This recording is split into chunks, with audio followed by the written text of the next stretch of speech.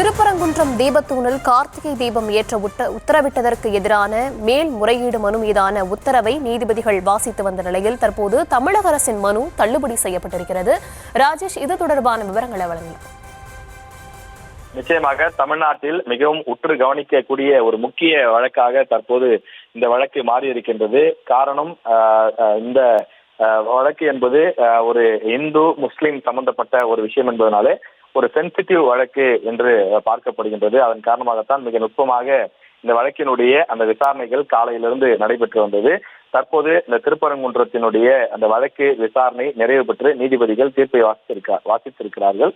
தமிழக அரசினுடைய மேல்முறையீட்டு மனுவை அவர்கள் தள்ளுபடி செய்வதாக நீதிபதிகள் தற்போது அறிவிப்பு வெளியிட்டிருக்கின்றார்கள்.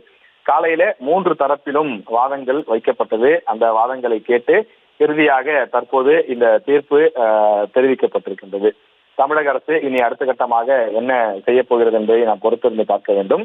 நீதிமன்ற அவமதிப்பு நடவடிக்கையை எதிர்த்து தாக்கல் செய்யப்பட்ட மனுவும் தள்ளுபடி செய்யப்படுவதாக தெரிவிக்கப்பட்டிருக்கிறது.